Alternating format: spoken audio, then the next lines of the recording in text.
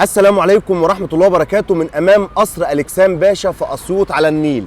الوصول للمكان اللي احنا فيه سهل جدا، تركب أي حاجة من السيدة عيشة وتيجي لهنا علشان نتكلم مع بعض عن تاريخ وعمارة القصر الجميل بتاعنا اللي ابتدى عمارته في سنة 1902 واكتمل بناؤه بعد حوالي 8 سنين في سنة 1910 زي ما هو مدون ومكتوب عليه.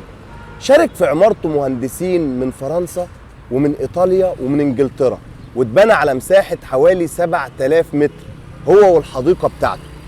الراجل صاحبه بقى اللي هو ألكسان باشا، الراجل ده كان راجل بسيط، اتولد في سنة 1865 ودرس الحقوق واشتغل محامي.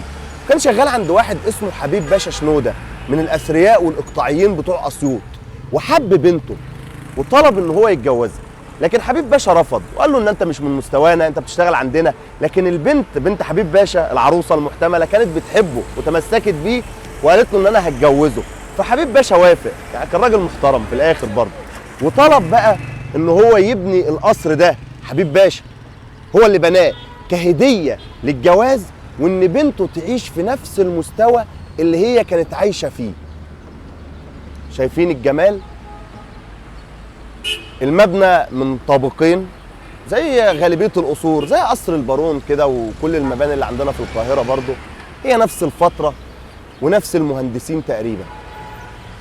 الجزء اللي تحت يعني هو الطابق الأولاني أهو ده، وبعدين الطابق الثاني اللي فوق. في بقى جزء تحت الأرض هنا، ده الجزء اللي هو البدروم، ده اللي بيبقى الخدمي، اللي هو ده بتاع الخدم تحت هنا. المغسله بقى والمطبخ والخدم بيباتوا فيه، الغرف بتاعه الخدم. الباب الرئيسي اللي احنا كنا واقفين قدامه ده، في باب تاني هنا جانبي. شايفين شغل الازاز اللي فوق، هو متسجل اثر والمفروض ان هو هيتعمل متحف، مش عارف بقى.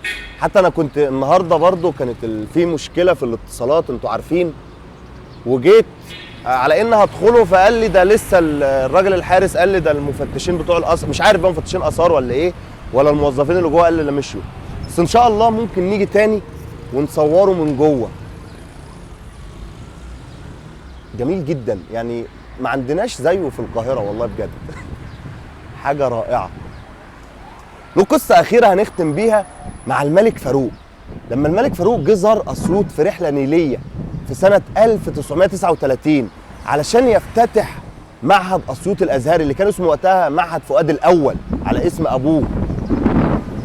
جه هنا وبيقولوا إن هو في بقى كلام كتير، يعني قصص كده وروايات بتقول إن فاروق شاف القصر ده وهو في النيل، وجه نزل فيه قعد هنا، وفي اتخصص برضه أوضة لزوجته الملكة فريدة.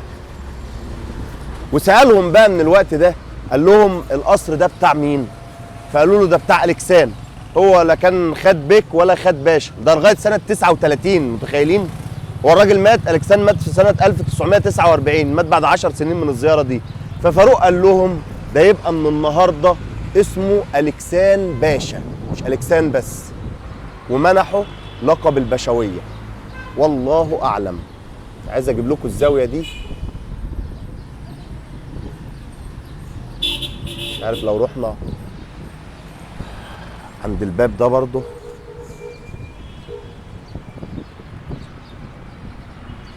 ده السور الأصلي بالمناسبة، يعني ده من وقته.